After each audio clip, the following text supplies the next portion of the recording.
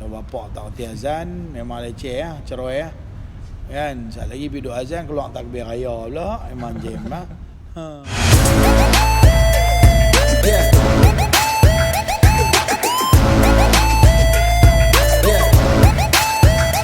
Bismillahirrahmanirrahim. Assalamualaikum.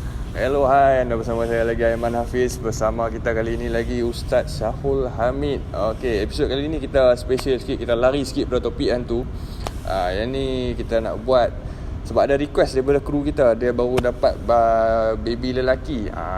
Alhamdulillah, sihat walafiat baby dia. Dia ada tanya soalan hari tu. Lepas dapat baby nak kena buat apa? Alang-alang kita tanya Ustaz terus lah. Itu Ustaz dah beritahu ada beberapa amalan selepas kita dapat baby. Ya. Boleh tak? Assalamualaikum warahmatullahi wabarakatuh. Aiman dan semua kru Warehouse Production. Lambat sikit nak keluar. Warehouse Production, dan juga pada semua penonton-penonton, kawan-kawan yang selalu bersama dengan Warehouse Production. Dan insyaAllah pada siri kali ini kita bincang tentang ada 7 perkara 7 amalan yang boleh kita buat dan sepatutnya kita buat apabila berlakunya satu-satu kelahiran. Okey. Ada 7 perkara. 7 perkara ni amalan-amalan sunnah yang dianjurkan supaya kita buat apabila lahirnya seorang bayi di alam dunia ini.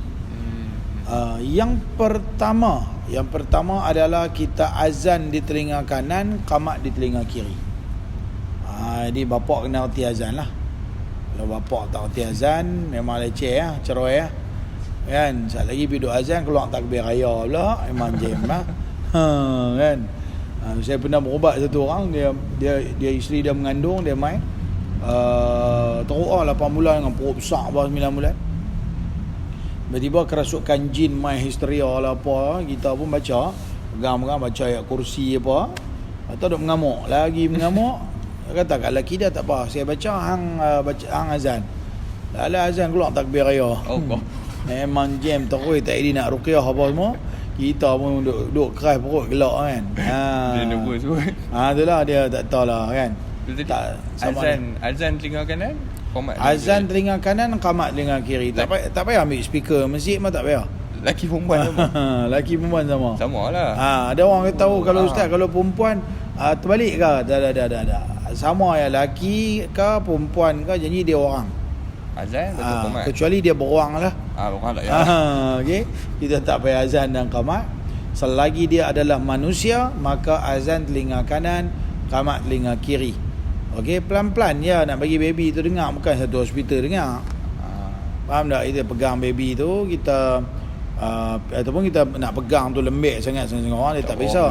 Letak dia katil tu, pi je dekat telinga kanan dia tu, dan azan telinga kanan, kemudian kita pusing sikit, mai dekat telinga kiri, kita qamat. Sunnah lah. Sebab dia pun biasa dengar dia kata kalau lelaki azan, perempuan qamat. Dah. Baik lelaki, baik perempuan, baik siapa sekalipun, janji dia adalah manusia, maka azan telinga kanan, qamat telinga kiri. Okey, itu yang pertama. Dan dibuat pada hari yang pertama. Beranak tu terus. Hari yang pertama. Dibuat, itulah yang pertama, dan dibuat pada hari yang pertama. Hari pertama kelahiran. Tapi kalau macam contohlah anak dia ada komplikasi ke apa, depa tak boleh bagi jumpa. Tak boleh bagi jumpa, mai musim-musim wabak dan sebagainya. Hari apa yang kita boleh jumpa? Hari first yang kita jumpa budak tu. Hari first. Kata kalau hari first tak boleh jumpa, ambil tu tak dan bapak pun tak ada nak azan qamat apa, dah buat masuk pi apalah apa. Yang paling cepat lah mungkin lepas minggu ke, lepas bulan ke, lepas tahun ke baru jumpa. Tak kira. Janji bila first time jumpa, terbaiknya pada awal-awal lah kan. Jaranglah berlaku macam tu kan. Tapi tinggal lagi disuruh kita supaya azan telinga kanan, qamat telinga kiri. Okey. Ada soalan? Ada soalan? Any question? Okey. Alright. Yang kedua sampai yang ketujuh ni kita buat pada hari yang ketujuh. Hari ketujuh. Okay. 6 perkara lagi buat pada hari yang ketujuh. Okey. Jadi kita punya tazkirah pada hari ni hanya spontan je. Spontan, apa yang ada dalam kepala otak saya keluar lah. Saya pun ni kelang kabut sikit dengan PKPB. Tu dia. Berapa susah dah nak sebut kan, macam-macam PKP tu ada kan. Saya senang sebut PKP. Memang P terus. Jadi itu yang paling senang. Cuma insyaAllah lah persediaan ringkas pada pagi ini. Okay, yang kedua kita buat 2 sampai ke 7 kita buat pada hari yang ke 7. Ambil sikit masa. Tapi kita pun di negara kita alhamdulillah, kalau disebah pada kerja, terutamanya jabatan kerajaan, maka kalau si isteri bersalin, maka diberi cuti kepada suami dia selama 7 hari. Oh, suami dapat 7 hari? Swasta tak ada? Nampak tak silap jabatan kerajaan. Jabatan kerajaan ada. Jabatan kerajaan. Swasta atas depa lah. Swasta tak ada lah kan. Betul kena wajib tak kan. Suami pun kena ada. Suami kena ada sebab dalam tempoh 7 hari ni isteri berada dalam keadaan serba-serbi susah lah. Betul. Kalau kita kata ada orang membantu, ada mak, ada apa siapa, okey lah kan. Tapi kadang-kadang kalau orang duduk di bandar lah apa, tak boleh balik macam musim PKP macam ni, lockdown dan sebagainya, memang masalah lah kan. Nak balik lah apa semua, orang tua apa semua. Kita kata kalau duduk Aiman duduk KL, tiba-tiba ataupun keluarga ada di mana, keluarga duduk di Ipoh tu dekat sikit lah, kita katalah jauh sikit lah kan. Katalah keluarga tu duduk di Johor ke Kelantan ke, kita nak kena pi pula ambil mak ayah, nak patah balik mai. Kadang-kadang kita duk anggap mungkin due date dia lagi seminggu, tetap beranak dah. Jadi masalah agak tak ada nak pergi ambil orang tua apa semua. Benda-benda macam ni kan, dia memang amat memerlukan. Sebab tu diberikan cuti kepada suami selama 7 hari. Sebab dalam tempoh 7 hari, kalau perempuan yang bersalin tu dapat 3 bulan. 3 bulan. 3 bulan tu adalah dalam tempoh satu masa yang agak selesa lah. Sebab kalau mereka punya keuzuran tu, nifas biasanya paling lama pun 60 hari. Maka kalau dalam tempoh 60, kalau operation pun biasanya mau sebulan, lepas tu 2 bulan tu baru duk mula dah elok-elok. 3 bulan ni kira normal balik lah. Nak kuat balik. Okey, itu bukan yang kedua. Okey, ini semua saja selingan kita nak bagi tahu. Beruntungnya kita berada di negara kita alhamdulillah, yang kita panggil adalah benda-benda yang dilihat mencontohi dan mengambil berat dari sudut hukum hakam agama. Betul. Maksudnya kita diberikan kelonggaran macam tu alhamdulillah lah kan. Dulu cuti 60 hari tapi dibahas di parlimen dan sebagainya, dipanjangkan lagi sehingga menjadi 3 bulan lah. Ini kalau jabatan kerajaan, swasta saya tak tahu. Yang tu atas kita punya management mereka masing-masing lah kan, mereka nak bagi ke apa ke. Jadi wallahu alam. Dan yang kedua kita, dan sampai ke-7 kita buat pada hari yang ke-7. Sebab tu kena cuti. Kalau tak cuti, macam mana kita nak buat benda-benda macam ni, benda-benda yang disuruh ni kan. Jadi payah. Maka kita nak buat pada hari ke-7, kita nak kena buat apa? Yang pertama, yang kedua lah, kita terus masuk yang kedua. Pada hari ke-7 ni kita kena buat 6 perkara. Terus 6? Terus 6. Okay. Kalau dapat terus 6 lah. Kalau tak dapat, tengoklah apa yang Dan boleh buat. Okay. Kita kena cukur kepala baby. Cukur rambut. Hari ke-7. Okay, hari ke-7 kita cukur kepala. Okay. Tak boleh kita cari siapa-siapa yang tolong cukur. Tolong cukur, ambil semua rambut dia. Maka cukur kepala, cukur rambut lah kan. Memang panggil cukur kepala lah. Setengah-setengah tempat dia panggil majlis potong jambul. Potong jambul. Tapi saya tanya agak, saya pernah pergi setengah-setengah tempat, saya kata ni potong jambul ni hamba potong jambul ya ke? Dia kata kami potong jambul ya, buat syarat. Saya kata tak boleh, tak lepas tuntutan. Dia suruh buang semua rambut yang ada di kepala. Syarat dia botak lincin lah. Lincin. Sebab rambut tu adalah rambut yang tumbuh dalam rahim ibu. Maka pada kebiasaannya dia orang panggil dia bukan elok lah. Maksudnya dia mungkin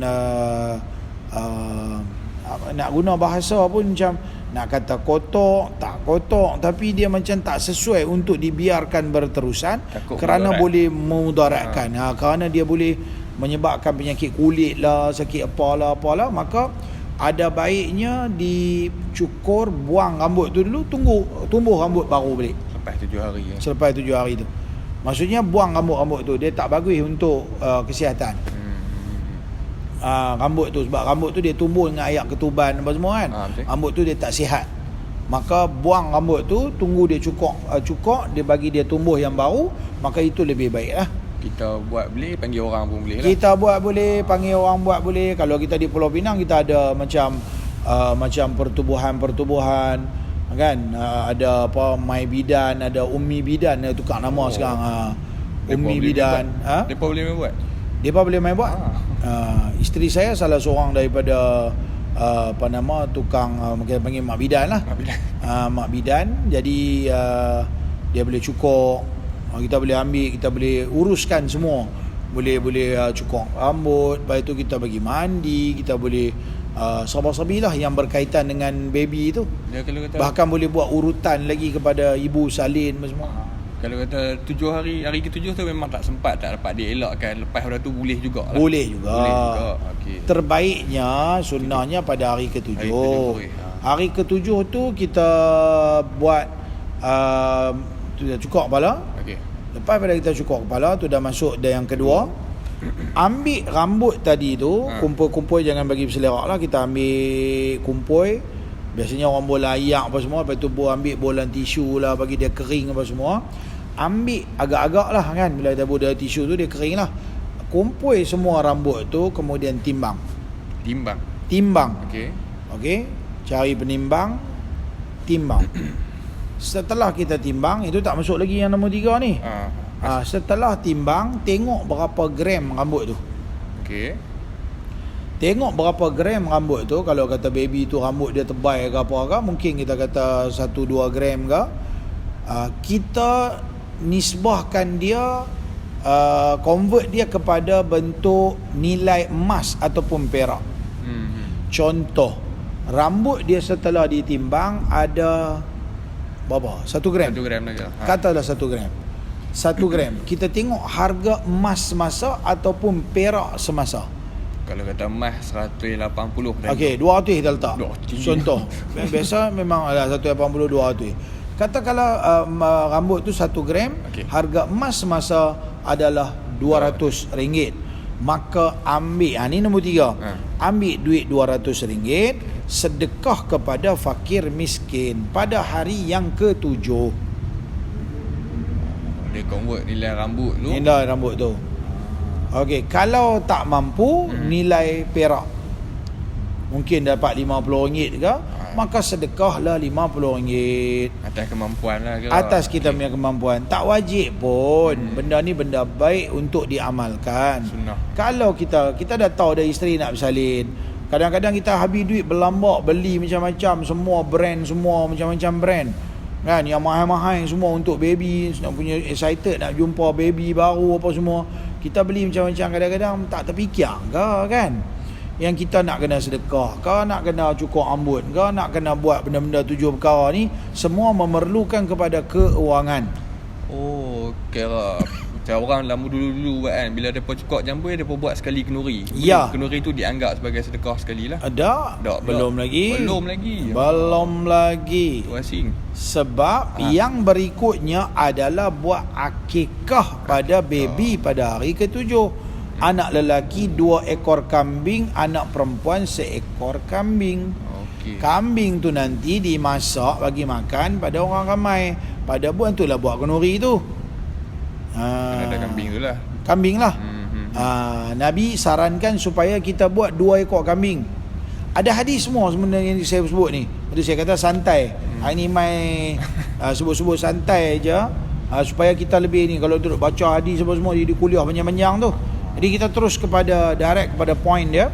Maka kalau 2 ekor kambing, Nabi walaupun dia sarankan supaya buat 2 ekor kambing, tapi dekat cucu dia Hasan dan Hussein, mungkin masa tu Nabi tak berkemampuan, maka Nabi buat seekor-seekor ya. Seorang seekor. Tapi kalau mampu, disarankan dan dianjurkan supaya kita buat 2 ekor untuk anak lelaki, 1 ekor untuk anak perempuan. Kalau tak mampu juga, sekarang kan kalau tak mampu ni, tak payah buat lagi dah. Tak payah buat lagi. Tunggu. Dia ada limit tak sampai umur berapa boleh buat? Sabar. Be cool. Sabar. Aiman akan datang. Okey, bagus dia punya soalan tu sebab standby siap. Kena tiba-tiba termengandung.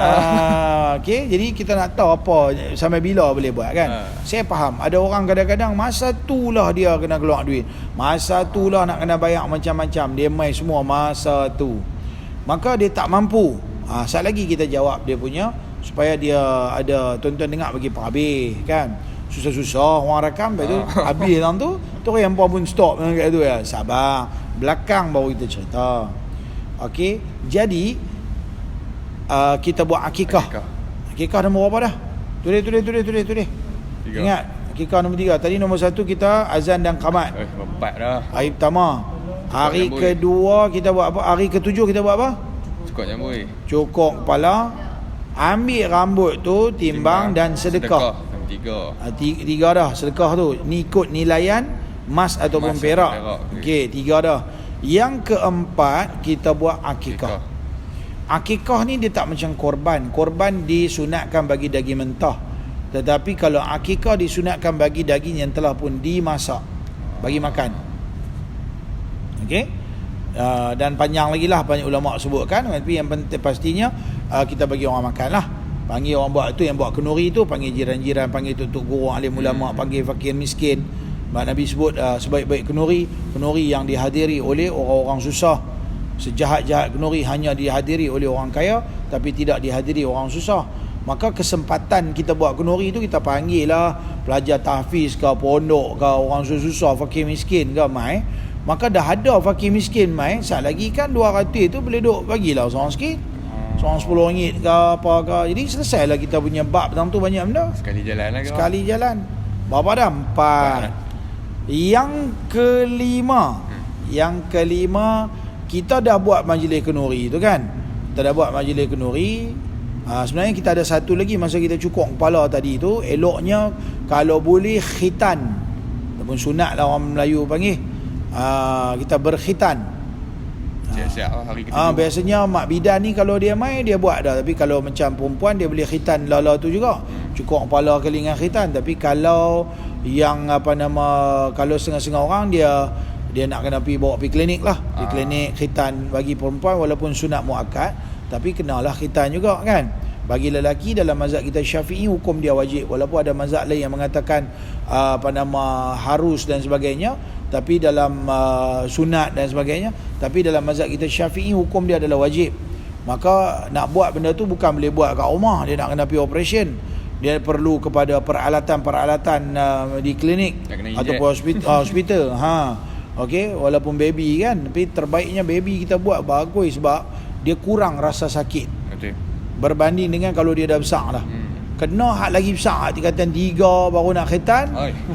Tu manjem kan. Saya bisa teringat masa saya pernah terlibat satu program, masa program pencetus rumah dulu.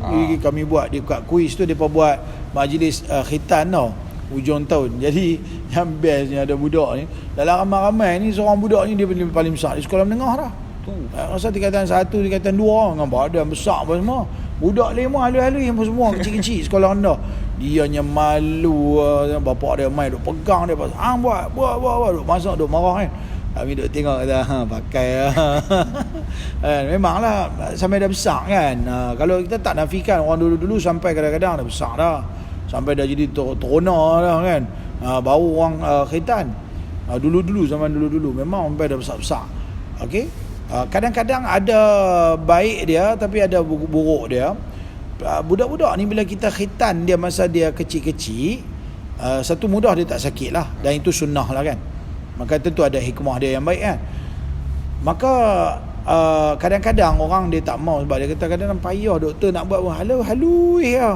Kadang-kadang macam tak dapat, takut dia macam tumbuh balik dan sebagainya. InsyaAllah kot kita cuba, dia mungkin tak tumbuh dah kan. Benda-benda sunnah ni insyaAllah akan ada kebaikan. Cuma kadang-kadang orang seriau lah pasal benda halus kan, dia pun mungkin benda tu jadi takut sakit tersilap dan sebagainya. Kadang nak loceh dia tu, faham loceh? Dia susah tau, menyebabkan dia jadi macam takut terlibat dengan takut ada luka, ada benda yang tak disangka berlaku kan. Jadi apa orang panggil apa yang Mudim. Tok Mudim pun ataupun doktor pun kadang-kadang jadi seriau tak seriau apa dia kan. Biasanya orang tunggu besar sikit lah kan. Walau bagaimanapun tetap juga hukum dia sunnah. Di negara Arab banyak mereka buat khitan. Bahkan ada riwayat bahawa Nabi dilahirkan dalam keadaan makhtunan, maknanya dah telah pun dikhitankan. Allah bagi satu kelebihan. Okey, berapa tadi? Lupa dah kira. 5. Khitan, termasuk khitan 5. Okey, alang-alang kita dah buat majlis kenduri orang damai rumah kita tu kan, kita boleh iklankan nama anak kita. Bagi tahu orang nama anak. Bagi tahu kita dah buat majlis kenduri, dah kita buat majlis kenduri, kita boleh bawa lah baby tu keluar. Kan, baca doa ke apa ke kan. Kita bawa baby tu keluar, iklan, tuan-tuan, inilah baby saya yang baru dilahirkan. Kita buat kenduri hari ni, jemput tuan-tuan mai, baca doa dan sebagainya. Adalah sempena kelahiran baby ni hari ke-7, dan kami namakan, iklankan nama yang ke-6. Kita iklankan nama, bagi tahu baby ni kami telah pun namakan dia dengan nama sekian-sekian. Okey. Contohnya Muhammad Aiman. Kami iklan, ni anak saya, nama Muhammad Aiman. Macam tu, iklankan nama. Yang ke-7 dan terakhir adalah kita panggil tutup guru alim ulama mai dan buat majlis tahnik. Tahnik ni orang Melayu kata belah mulut. Maka nanti tok guru tu akan ambil ayat liok dia, campur dia makan sikit buah kurma, campur dengan ayat liok dia akan calik masuk dalam mulut baby. Mudah-mudahan tumbuh membesar daripada orang panggil air liur para alim ulama ni. Dan itu dibuat oleh Rasulullah sallallahu alaihi wasallam kepada seorang sahabat Nabi yang juga sepupu Nabi, nama dia Abdullah bin Abbas, yang kemudiannya dia tumbuh membesar menjadi seorang pemuda, seorang yang memang pakar dalam bidang tafsir. Bahkan Nabi berdoa kepada dia. Nabi kata, Allahumma alimhu ta'wil wa faqihhu fid din. Ya Allah, bagilah dia pandai ilmu takwilan dan penafsiran Al-Quran, dan juga dia bagi dia kefahaman yang menyeluruh tentang agama. Maka tumbuhlah membesar dia menjadi seorang mufassir, pentafsir Al-Quran yang pertama dalam dunia Islam. Dengan kitab dia nama Tanwirul Miqbas min tafsir Ibni Abbas. Dan Masya Allah, inilah sahabat Nabi yang ulung, yang hebat, Abdullah ibn Abbas. Maka disarankan supaya kita panggil tutup guru alim ulama mai tahnik. Lebih ramai yang tahnik anak kita tu lebih baik, daripada kita itulah kadang-kadang kan kita bukan alim ulama yang dijemput, tapi yang dipanggil semua adulan semak ni kita panggil mai. Bahkan bukan mendatangkan kebaikan kepada anak tu, bahkan benda merepek. Duk buat pesta-pesta kerajaan yang tak sepatutnya, nak menyambut kelahiran anak. Itu tak betul lah kan, tak betul. Itulah 7 perkara yang kita kena buat.